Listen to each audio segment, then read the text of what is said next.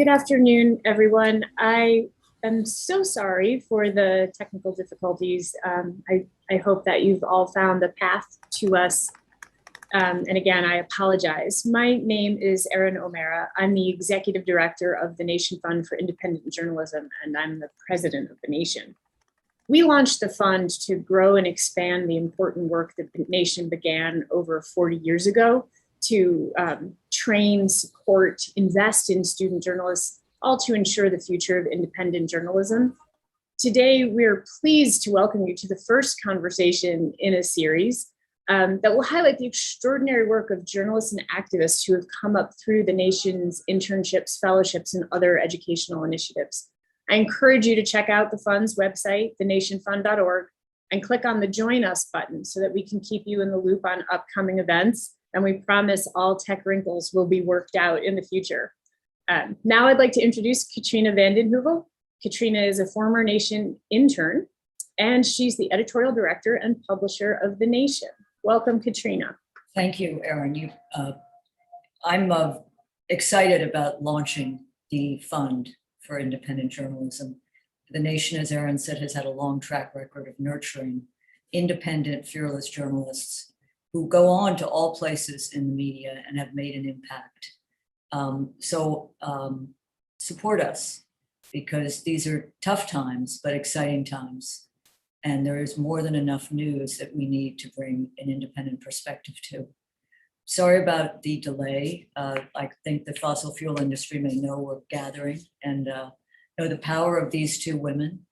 I want to say that Chloe Maxman, in 2012, 20-year-old Chloe Maxman helped organize the first meeting of Divest Harvard, a student group that in 2 years convinced 72% of students and over 270 Harvard faculty members to support the campaign, the university's campaign for divesting from fossil fuels. Bill McKibben, formerly of 350.org, but needs no introduction, called the work campaign remarkable. In October of that year, Chloe published, I think, the first of 26 Nation articles. And it was about the student campaign to expose the reckless business model of the fossil fuel industry.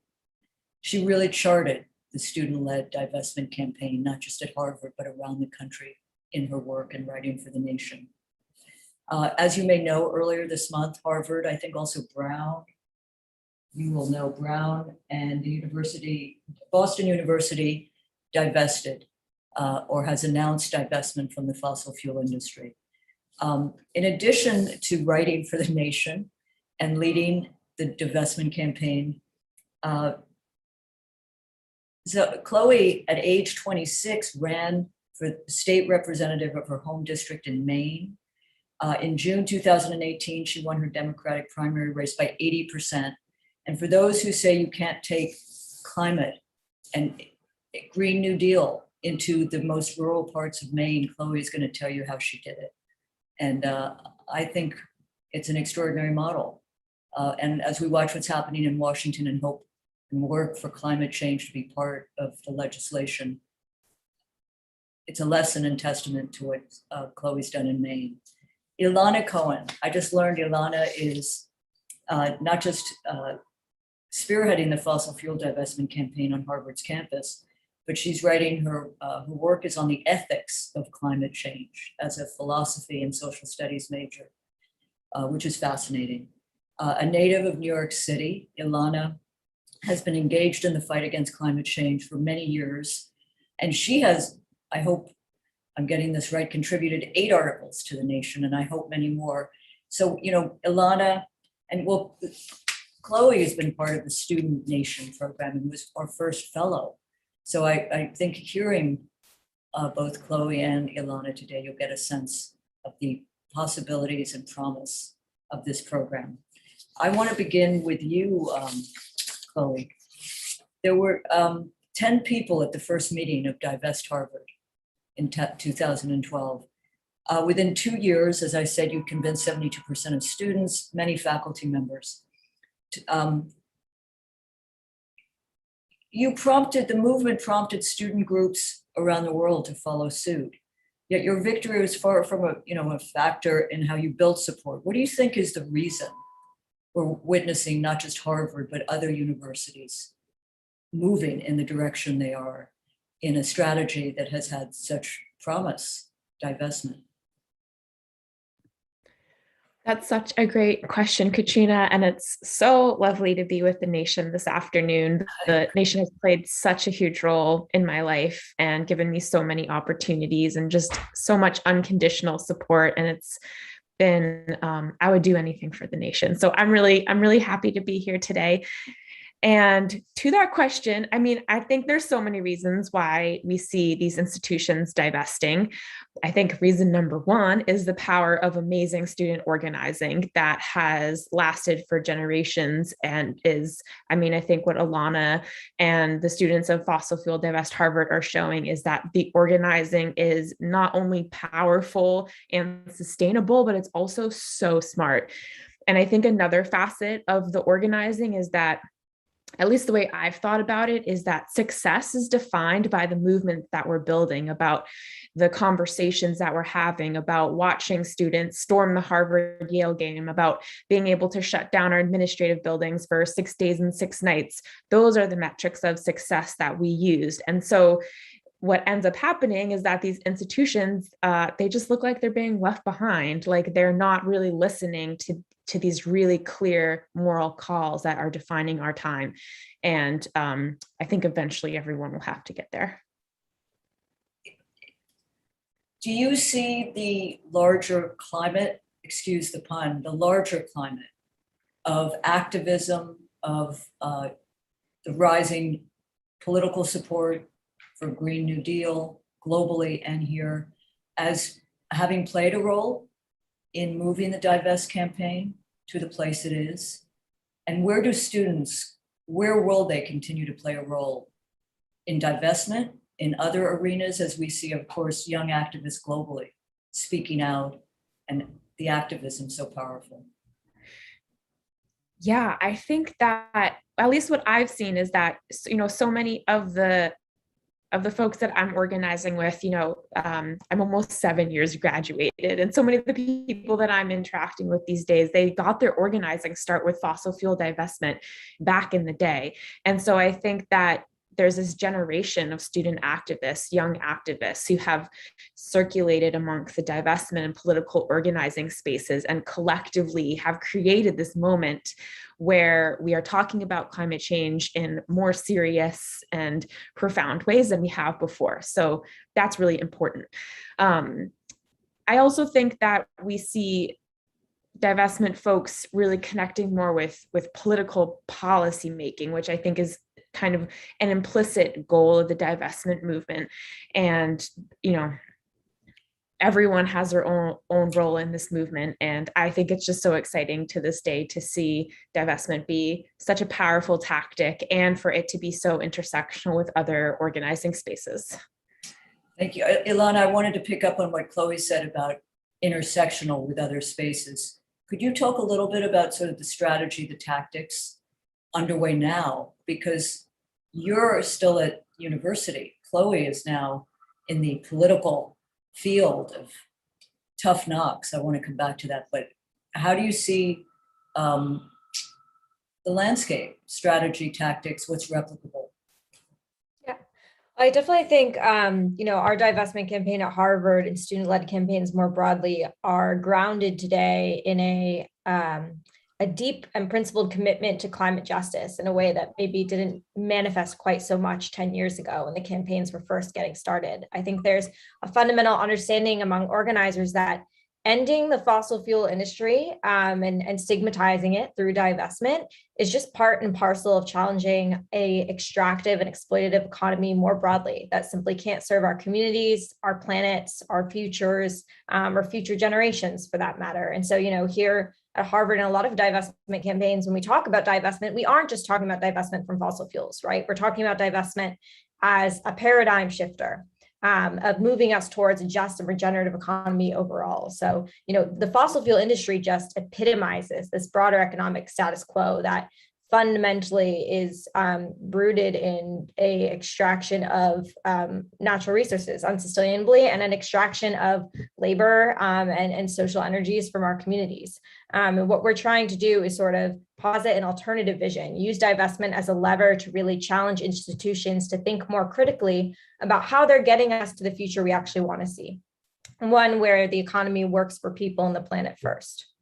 So talk a little bit about the idea of climate justice, bringing in communities of color, underserved communities, indigenous communities, international links, but also, you are speaking to a paradigm shift. So within that, reimagining capitalism, I would imagine. So I'm curious, the links, the international, but also the kind of paradigm economic shift that you believe, many in the movement believe is needed in order to move to a new place. Yeah, well, I mean, on the first part, I would say it's not about bringing in those communities, it's about following their leadership, especially for folks like us at Harvard. What we're trying to do is mobilize the incredible amount of privilege and resources we have available at an institution like this to serve the calls of communities on the front lines of climate change who've been doing this work for a very long time. The fight against the crude oil Line 3 pipeline just being the latest example of that kind of a community struggle and how it's often totally neglected by people in power. And so divestment is a bit detached from those front lines, but it's all in service of it. The work we're trying to do is to get institutions to take their money out of the companies that are pushing people on the front lines. And then, in terms of reimagining capitalism, that's a huge part of what we're trying to do. It's kind of funny because divestment is a mechanism that works within the capitalist system, but ultimately aims to completely transform it. And that's, that also speaks to the importance of reinvestment, not just divestment. And that's long been one of our demands.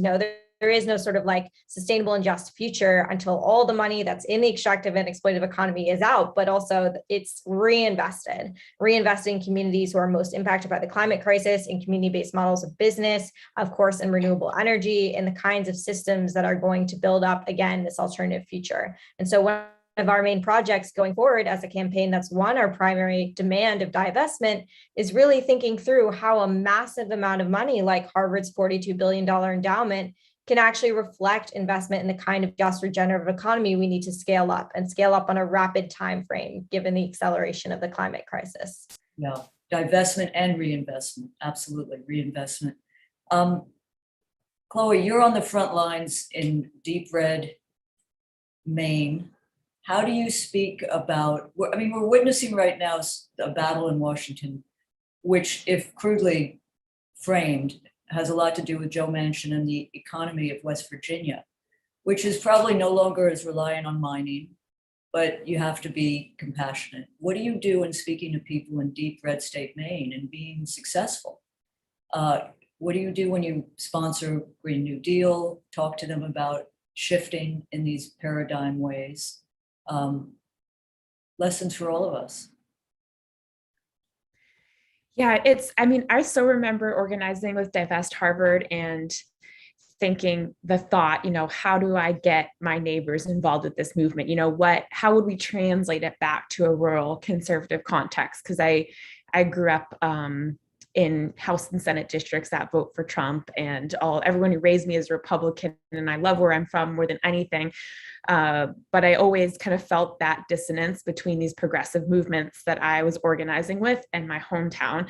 And so that process of understanding that translation it's something I'm still learning, and I've learned so many lessons from it. But I think my big takeaways are that it can be translated. It takes different strategies, different language, just like an entirely different approach.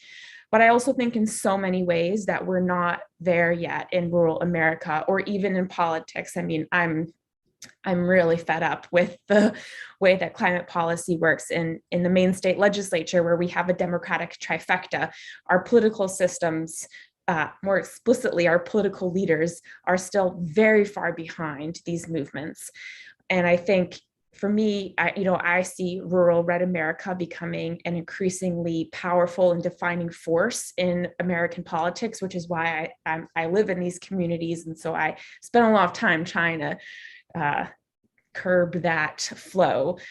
But, you know, in my community, when I door knock, I rarely hear people talk about climate change. It almost never comes up, but I do hear people talk about, you know, I could go ice fishing in November when I was growing up, and now I can't get out there till February. Or, you know, there's just not enough rain for my farm this summer, and I don't know if I'm going to farm next year. It's just too much work. You know, we talk about it in such a different way, and so a lot of the climate work that I've done has been through that lens and that experience. So important. I mean, I was, you know, extreme weather has hit people hard everywhere. So that may not be translatable to climate crisis, but it seems to be in people's lives. I wanted to ask both of you this question and then a last one, but about the media. So at The Nation, our environmental correspondent, Mark Hertzgaard, who wrote about a global Green New Deal 25 years ago, The Nation, The Guardian, and Columbia Journalism Review, about a year and a half, 2 years ago, started covering climate now. And it's really about deepening media coverage of the climate, and it's international, from South Carolina to India. And I think at this moment, there are some 2 billion participants. So how do you, I'm interested, you know, the media is so critical in framing reality for people.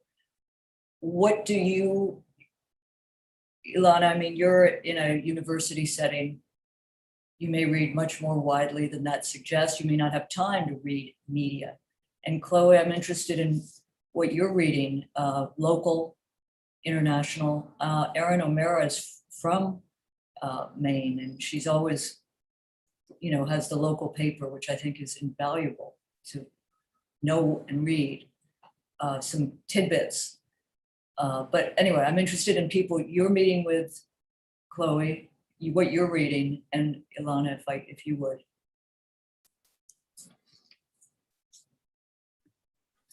You want to go first, Ilana? Sure. I'll just say I am a huge fan of covering climate now, as someone who's both done journalism and benefited immensely from it as an activist. Yeah, there's no greater a comprehensive program for really putting forward the kind of stories that we need to have right now. And I think what is so impressive to me about covering climate now, and what I really look for in a lot of the news that I consume, or media I consume, is, you know, the understanding that, like, the idea that climate change and climate science is up for debate, like that's old news. It was absurd when that was still as prevalent as it is, unfortunately, in some spaces now. But today, like, the understanding I really think media needs to fundamentally have is that climate change is an issue which impacts people unequally, and is an issue that is fundamentally grounded in certain structural power imbalances in our society. And so I look to outlets, you know, that are willing to sort of like get to the meat of that. I would say a lot of covering climate now as partners are pretty emblematic of what I try to read. But I do, you know, as like an activist in Cambridge, Boston area, I also read a lot of like local papers here. I think it's important as part of the campus-based movement to have a serious awareness of the way that this institution not only influences society at like a national or an international level, because that's sort of intuitive to think about with Harvard, but has very imminent impacts on the surrounding communities in this area. And so reading the local papers, reading campus publications, that's just as critical for me as reading national publications and climate-oriented outlets to understand, you know, not just what's going on in a broader sense, but where immediately we can plug in to make the most difference. And Chloe? Thank you. As I was listening to Ilana talk, I just remembered a story that probably more accurately illustrates my answer. But I was door knocking last year, and I knock a lot of doors, and I talked to mostly Republicans and independents, and I started to hear all these Republicans talk about what was happening in Seattle. And I was like, what the heck is happening in Seattle? I haven't heard anything about it. And so I went home and I started, you know, going on my social media, and I, you know, Guardian, New York Times, Washington Post, and I didn't see anything about Seattle. And then I went on to Fox News, and on the front page was how when protesters created their own city and the police were trying to take down the barriers, and it was just front page of Fox News. And so that was such a telling moment to me, how just the huge disparities in the media, and also how quickly it got from Fox News to, you know, to my community. So I think it's really important for me to read everything that's happening. I love my local Maine paper. It's amazing. But I think also I really see folks relying on media sources that are not verified, that are, third party, and that really worries me. I think our reliance on unverified media is really freaky right now. And I think it just reinforces the importance of movements that are strong enough to have relationships with folks where you can have face-to-face conversations about what's happening, what's right, what's wrong, what we should be doing, and how we make sure that everyone is holding on to their civil rights. So true. There's someone who writes for us sometime, great organizer, George Gale. He was at People's Action, but the idea of deep canvassing, it's hard, but to talk to people where they are takes time. But we are faced with a landscape, not just Fox, but of talk radio, the internet. I always believe it's not a new line, but you have a right to your own opinion, but not your own facts. That's gone the way of what do you see as the future, Ilana, for the divestment movement? I mean, you've put it in a broad frame of paradigm shift. Do you have some belief in the COP26 gathering? If there's more activism moving that, are you planning to play a role as a divestment movement, bringing your tactics and strategies? And in general, do you have grounded hope that things are, they're different than when Chloe was sitting at Harvard? Yeah, a lot of big questions there. I guess I'll start with the end. I have immense hope because I think I've seen the power of persistent organizing, from Chloe's time to mine, just this continual intergenerational training of new activists, new ways of thinking, and coalition building, like across the generations, to me is, the most inspiring part of engaging with this work.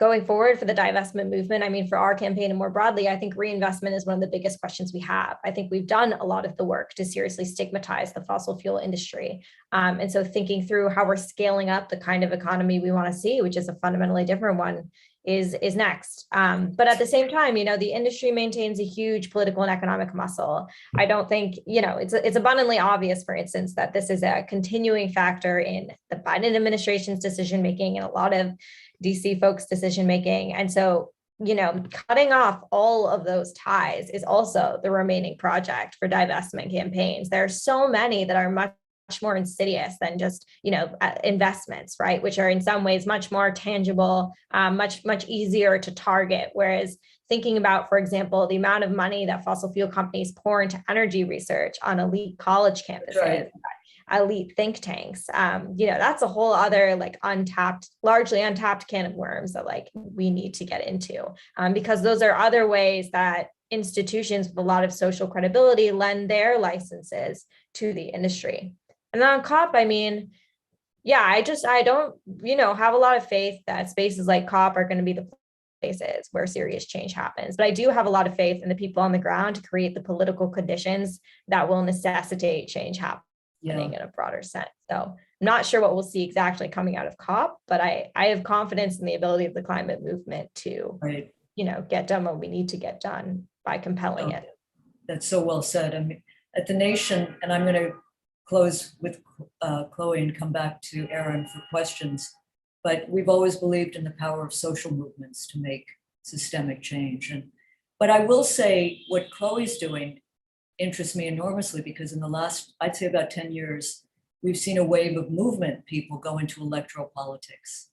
And I think that's hopeful. I mean, I think of Pramila Jayapal in Washington right now, leader of the Progressive Caucus. We met her in Seattle in 2015 when we did a 150th anniversary tour. And she was in the Seattle State House, but she had really formed her politics in the wake of 2001, 9/11, because she was an immigrant rights organizer. So I think you need people inside. And I agree, there's more awareness of cutting off the money tie, which is incredibly insidious and powerful and remains. But Chloe, where do you see yourself going if you continue in electoral politics? Do you wish to? Do you find it satisfying for the work you care about? Oof.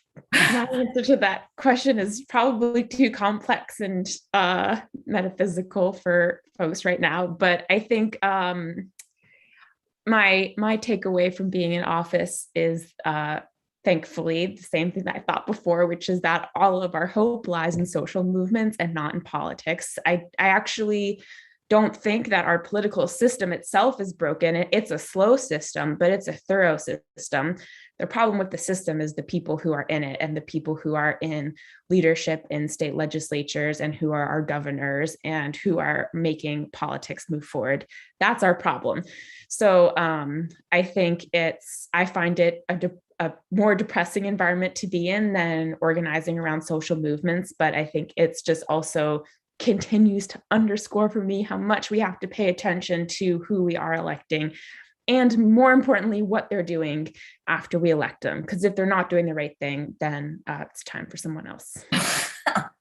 Thank you so much. I'm going to turn it to Erin in the hope that our systems are working here. They're okay.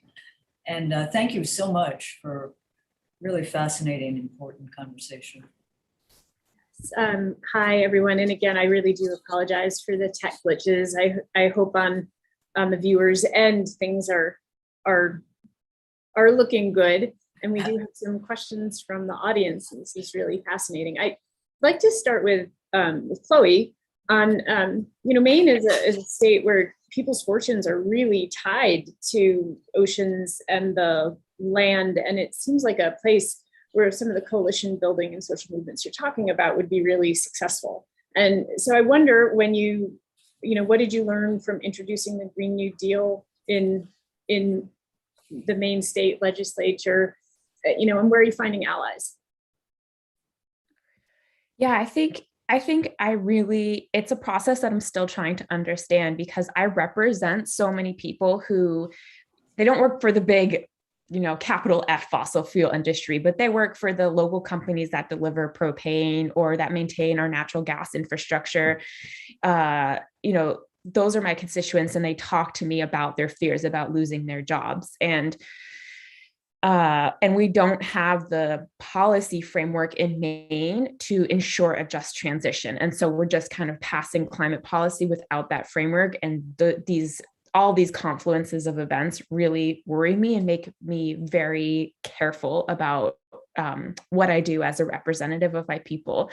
One of the ways that I have chosen to move through that complex morass is by working with the labor unions. And my Green New Deal bill was very different from what we saw at the national level, but was just really targeted legislation that was meant to represent the reality of rural working Mainers, very much focused on job creation and job access for folks in rural places. And all of that was done with the labor unions, mainly the AFL-CIO here in Maine. And learning from them, listening to their perspectives, and following their lead has been the way that I've chosen to work on climate policy in our state, and working with them on another bill next year. So I'm excited to see where that goes to. Thank you. Ilana, you described some really important and big goals for Divest Harvard, but goals that are also going to require working through quite a tangle. And so I wonder what are the next steps? Where are you moving to next with Divest Harvard? Yeah, a tangle would be a great way to describe it.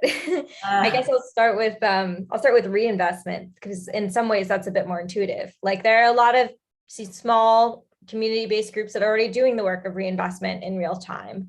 Those are the kind of groups that our campaign is looking to connect with, like Boston Ujima Project. The social organizations who have clear ideas of what it means for funds to be accountable to the people impacted by their investments. And so in scaling up a sort of larger vision of what like a $42 billion fund could look like if it was supporting a just regenerative economy, the most work for us there is really like, again, connecting with people who can contribute to the sorts of like thoughts and principles and conceptions of funds that money would go to. So yeah, a wonderful group in our campaign has been doing a listening tour with other social justice groups and community funds over the past few months to try to get those ideas together and ultimately shape them into a proposal. on exposing all of the fossil fuel money that's on this campus and across higher academia, that is a very hard project because there is very little transparency around it. I mean, sometimes it's easy to find insofar as like ExxonMobil likes to tout that it works with Princeton on its website. But most of the time, this is like, reflective of deep, serious funding that the university does not want to disclose to the public. So a lot of our work there is in building relationships with faculty, with grad students, with researchers who are willing to kind of help us bring that information to light. And then again, creating public pressure that compels the university to be transparent, because that's not something it's going to do intuitively. While the fossil fuel industry loves, like touting the social license it gets from working with Harvard, Harvard is wary of sort of showing quite the same thing. But at the same time, it's made very clear that it's, at the moment, not planning on severing all those fossil fuel industry ties. It didn't use the word divest in its divestment commitment for a reason, because it wants to minimize the amount that it alienates the fossil fuel industry. And that's simply an unjustifiable reality at this point in time, knowing that this industry is not aligning with achieving the goals of the Paris Agreement or achieving a just and sustainable future. Thank you. A question to either. Have environmental activists been able to partner with racial justice and other activists in a common cause? How can coalition building be advanced?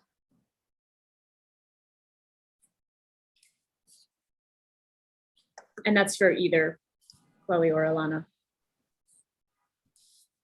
You can start. That's a hard question, but I guess I would say that real environmental justice work fundamentally is racial justice work, and that a lot of racial justice campaigns have long been bearing the burden of championing environmental justice. So from the perspective of an organizer at a more privileged campaign at Harvard, how do we do that work? Well, it's really like thinking critically through the privileges and the resources that we have available to us and making sure we are deploying them in ways that clearly align with the principles we're espousing. So for example, we work in coalition with the other divestment campaigns on our campuses. We work to support local fossil fuel infrastructure fights.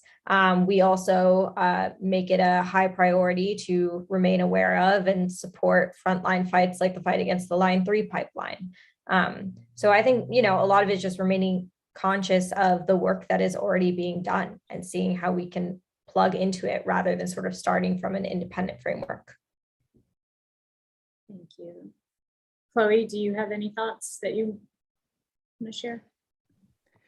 I think what Alana said is so spot on, so eloquent. I think, from my perspective in the policymaking world, I just see so many opportunities where the perspectives of low-income folks and people of color are just totally left out. And I think it's often difficult when you don't have enough people in office with a racial justice analysis that, is not brought up and no one's talking about it anyways. And so it's just, there's been, navigating that inside that space is a whole nother thing. But the same principles that Alana said definitely apply. Thank you. Jim Turner asks, confined animal feeding operations are scaling up production of biogas from manure. What are your thoughts about the scope of problems and targets for your work?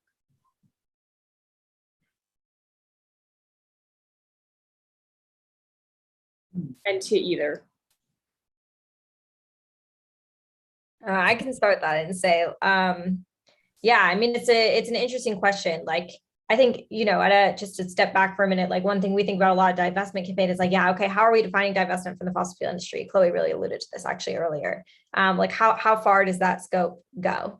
And I think it's very clear that there are like certain major polluters that have contributed disproportionately to the problem and are also taking disproportionate levels of action to impede real solutions. And those aren't just like the major fossil fuel companies. There are a lot of big meat and animal agriculture companies there too, certainly, and others. So defining those sorts of actors and targeting them, like that's a broader goal. But I think, in terms of like each individual, the benefit of being part of like an individual campaign is that like you can work in coalition with so many different groups, right? In order to like ultimately decarbonize the whole economy and do it in a just way, we're going to need groups targeting all of these corporate actors and all of the government actors who are failing to hold them accountable. So I think in terms of our scope, it remains somewhat the same. But again, like that's within this broader picture, within working within in coalition with so many other groups that are focusing actually on CAFOs, that are focusing on issues that are just as critical and are very clearly interlinked. Like another issue we've dealt with a lot here at Harvard is investments in land grabs, which is something Harvard has done, speculating on land, investing in land that was wrongfully taken from communities, investing in land in ways that lead to its becoming unsustainable. And those are, similarly extractive and exploitative investments that we've been working to stop and working in coalition with another group to act on. Thank you. Chloe, if you have any thoughts, you can jump in, let me know. Yeah, I can also go on to the next. Sorry, go ahead. Let's go on to the next question. Let's go on to the next question. Sure. Sibilant Intake, and I apologize if I got your screen name wrong, asks, if intersectionality limits support for fossil fuel abolition to the progressive left, what happens when center-right governments hold power? Don't we need to build broader consensus to succeed? Chloe, we could start with you if you'd like. Can you say that one more time? I can indeed. If intersectionality limits support for fossil fuel abolition to the progressive left, what happens when center-right governments hold power? Do we need to build broader consensus to succeed? Interesting. Yeah, I guess I don't feel like intersectionality withholds the left from building the progressive power that we need. I think it's a necessity. I mean, it's not just a necessity for long-term movements, but it's a necessity to live our values and to build movements that are representative and inclusive of everybody. So I think there are rarer moments these days when I see folks feeling left out because of an intersectional focus. And I think I often see that in spaces where there's just a ton of privilege, and that privilege is kind of single-mindedly focused on reducing carbon emissions, no matter what, no matter the cost. And but I think that is a waning perspective, and that at least the folks that I'm around, even the more conservative ones, are really committed to intersectional organizing. Thank you. We have a question from Julia, one of the nation's extraordinary interns. How do you strategize targeting the US military industrial complex, one of the largest polluters, through the divestment movement? That's a super great question. I would say we personally don't as a campaign, but yeah, broadly, there's a lot of organizations that do, and we've done like joint events with the groups who do it in the past. I mean, it's a really similar philosophy, right? I think for all of these divestment campaigns, whether you're looking at fossil fuels, whether you're looking at prisons, or the military industrial complex, right? You're zooming in on an extractive and exploitative industry. You're defining a set of actors that disproportionately perpetuate that industry, and then you're creating pressure on an institution to remove its money from those industries and then ideally reinvest it elsewhere, right? Like, we don't want money that was going into fossil fuels, for example, to go into the military industrial complex. That would be quite inimical to building a just and regenerative economy. Code Pink is a group that I believe works on this, which is super great and is in the area here, and has a number of chapters. But yeah, generally, I would say for folks who, are passionate about taking on any sort of extractive or exploitative industry, running a divestment campaign is a great way to do it. Not only because it very clearly targets those actors, but also because it is a great way to build up a community of change makers and to develop a lot of skills in thinking through power structures and confronting them. Thank you. Chloe, if you want to jump in, you're welcome to, and I can also go on to another question. No? Okay, next question. Could I ask, sorry, Erin, could I ask Chloe to say 2 words about just transition? Because I think it's a really important concept and it applies to the military industrial complex as well. Jobs in those would be more productive in other areas, but people are in those jobs. So it's an important idea which Chloe mentioned. Yeah, Alana has talked about this a lot, and in our time together. And one of the greatest injustices of the climate crisis is that those who are most impacted contributed the least to the crisis. And we are living in a societal structure that is extremely unjust and backwards and all that kind of stuff. I think we're probably all on the same page there. A just transition means that we are moving towards a new energy future in ways that do not replicate the same injustices and disparities that we see in our society today. And I think one of the main examples that folks talk about when we're talking about a just transition is jobs and economic security, and acknowledging that there are many thousands of Americans and folks around the world working in the fossil fuel industry who are just trying to do right by their families.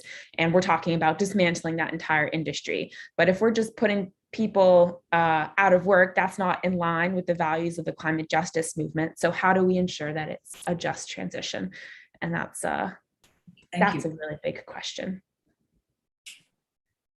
Thank you. A question for Ilana. What do the ethics of climate change tell us about emerging economies like India and China, countries that are said to be big climate change polluters as they become developed in exactly the same way the US did?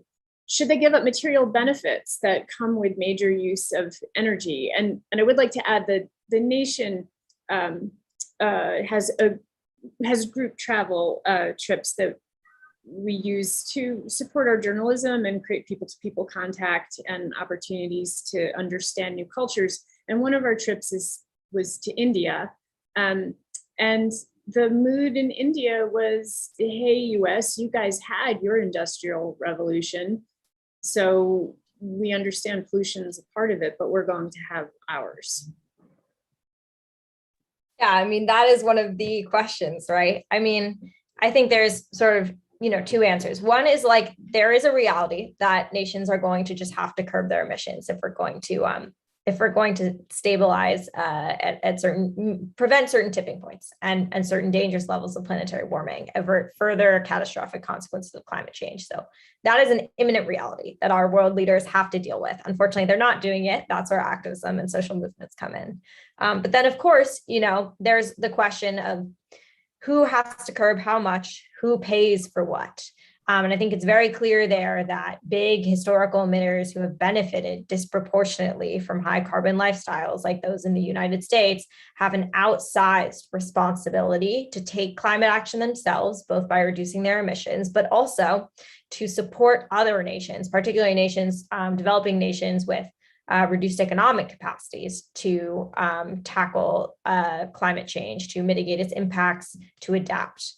And of course, to improve the quality of people's lives in the process, which is why it's so important that the US lead by example in seriously developing renewable energy resources and phasing out fossil fuels rapidly, rather than continue to perpetuate an economic model which is simply unsustainable and can't be widely replicated if we're going to prevent, again, very serious impacts of climate change. I'll just mention there's a great campaign called the US Fair Share campaign, which has a lot of information on this, and people can go there if you're more interested in thinking through that. Thank you. When you're talking about reinvestment, exactly what projects are you trying to push reinvestment toward? Do you have a plan for what that looks like? Yeah, I wish that I had a more solid plan, but again, I think this is one of the questions that the movement has to answer. I think there are a lot of really, really good examples like Boston Ujima Project of women and people of color owned local businesses that are sustainable and renewable and that represent the kinds of funds we should be investing in. But then of course, to think about an economy wide scale, shifting our energy dependence, there need to be a lot of serious, big investments in renewables and developing renewable energy resources and all the technologies that we need to be able to support them. So it's sort of that twofold vision, right? Thinking through how we get the massive scaled up renewable energy economy we need and how we are simultaneously ensuring that we are investing in models of business that are sustainable, that are also accountable to the principles of equity and justice that we want to center. I don't know of a really good example where this has been done on a macro scale. If someone does, please let me know, because I think, again, that's the biggest part of the question, right? Is there are a lot of really great local examples of reinvestment, and those are awesome, and we need to keep supporting them, but we also need to scale them up rapidly. So that funds like Harvard's or the US government, can mirror that kind of an investment.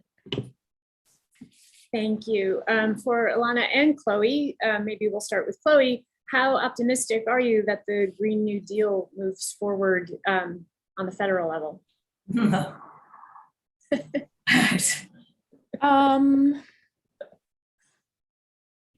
Do I have to answer that? No, you don't. You don't. I think I'm more pessimistic these days than I would like to be. Yeah, I'm ready. I'm so ready to be proven wrong, though.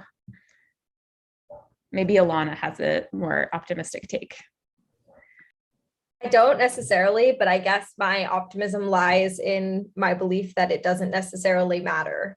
I think the Green New Deal is this beautiful package that is emblematic of a lot of different kinds of programs and like more local initiatives that we should be taking and could be fighting for. Such that like we could theoretically, I think, achieve the vision of a Green New Deal without that one piece of legislation ever passing. I think a lot of the work that like Chloe's doing or that folks are doing at the state level, at the city level, are changing the country in a different kind of way. And like sometimes that is how you compel the change above, is by just like already putting it into practice below. DC clearly has like a lot of problems, and it's very hard to work through certain political obstacles right now. And so, it's never really, I think, going to be the source of hope. What it is going to be is like a reflection of the work that's already being done elsewhere. Thank you. If you had advice for what people in this audience can do, what the Nation reader could do, what are some actions you should suggest that people take? Are there organizations that they should support? What would your advice be for someone who really wants to engage?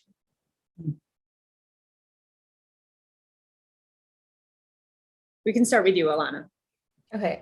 Yeah, I mean, there's so much work to be done. I guess the first thing I would say is just like find an organization in your community. There's so many incredible groups working on climate justice at this point. It's like almost ubiquitous. So find one and get involved. If there isn't one, like this is the time to start one. Divestment campaigns are such a great template, and there are already so many models for the kinds of strategies and tactics you could pursue, for the ways that you could think about targeting, the actors that are most important to you to target.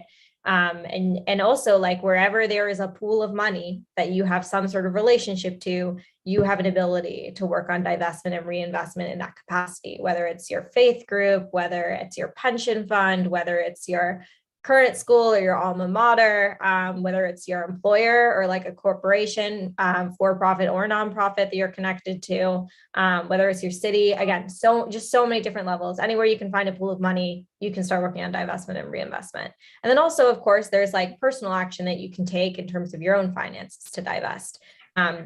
Big banks are huge financiers of the fossil fuel industry, of projects like Line 3. And so, it is a small but powerful thing to do, to say that you don't want to be a part of that more convenient economic model, which is sustaining fossil fuel dependence. Yeah. And then lastly, actually, I would just add, like, to keep an eye out for really critical frontline fights like Line 3. Seeing Line 3 grow operational was absolutely infuriating and depressing last week. And there are just like no words to even describe that, I can imagine, for the people who are facing that imminent reality right now. But like many of the Indigenous leaders and organizers who are on the ground over there, they're just shifting their fight. They're not giving up on it, and they're asking for support in doing that. So providing that kind of support, whether it's through donations, whether it's through going to the front lines and learning and listening and supporting, that is really, or it's leveraging your ability to, support divestment from projects like that from afar. All of that is really critical. And it's ongoing, because these fossil fuel infrastructure fights are everywhere, right? It's not just Line 3, it's all across the entire country. They're often in your backyard, and you may not even know it yet. Thank you. Chloe, do you want to jump in, or let me know? Yeah, ditto to everything that Alana said. And the other thing that you can also do in your hometown is research who your state rep and state senator are. And so much of the fight on climate and on all forms of social justice are falling to state legislatures in the absence of federal action, as Alana was also talking about before. And guarantee there is someone in your state who's either doing something really good or really bad on climate, and it's important to shed a light on it. And for folks who kind of want to learn how to run for office or understand who's running in your area, there are two awesome organizations. One's called Lead Locally, that is specifically focused on electing folks to target and stop fossil fuel infrastructure. And then there's another one called Run for Something that's all about supporting young progressives running for office. So I always look to who they're working with. Thank you. We'll just do one more question before I turn it to Katrina to close. And before I ask, I just want to let everybody know that this video will be sent to everybody who signed up. I apologize again for the technical difficulties. It's interesting, when we tested this working remotely, it all worked fine. And now we're in the office today and it's not working. So I apologize, but everybody will get a copy of the video. And so we'd like to end on a little bit of hope. So first of all, congratulations to both of you for the extraordinary work and victory that you've had with Divest Harvard. But beyond this celebration, is there a story or a campaign or a victory or something that you can share that gives you hope and that our audience can take some hope from? We can start with Alana. Oh, wow. Okay, there's a lot that gives me hope. It's hard to pick something out immediately, but yeah, I guess the first thing that comes to mind, I'll just shout out actually the folks at Boston University and University of Minnesota. Like, both of those schools just committed to divestment shortly after Harvard. And I mean, it's great to see that, like, that there is power in Harvard's victory, but like, those were hard fought campaigns that also testified to the persistence of student and community organizing. And so I think one thing that gives me hope is really just thinking about, how many other students, alumni, faculty, communities get to take this next step now of like moving beyond, beating the drum around divestment and really thinking through like, okay, what does the next step mean? What does it mean to focus on reinvestment, to sever the fossil fuel industry's ties and stigmatize it entirely? What does it mean to achieve a university or an institution that is fundamentally reflective of the interests of our communities and our planet? It's really, really just like thrilling to have the opportunity to do that work. So like, huge shout out to all the folks who made that happen. Yeah. Thank you. Chloe? Sorry. Yeah, I find so much hope and inspiration in young folks who are organizing today and just creating different models of how to organize and what that can look like. They're just some really amazing young activists here in Maine that I work with who just are rethinking what it means to organize in school and to be a student activist and to work on policy. And it's just, I think that's amazing. I'm also so inspired by all of the young folks running for office. I think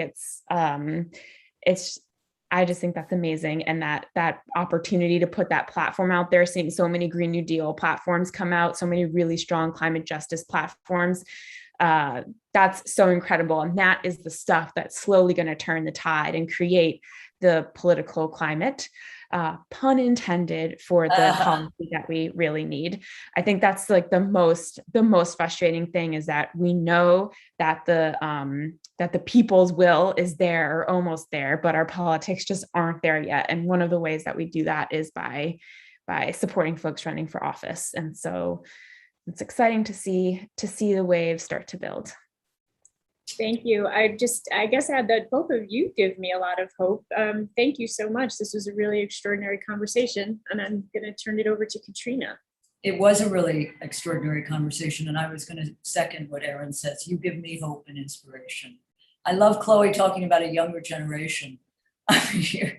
Run for Something has come through our office, as does Code Pink. We're in touch with a lot of those organizations, but changes rarely come from DC, right? So the idea of global is something I think you're reminding us of, and grateful for your inspiration.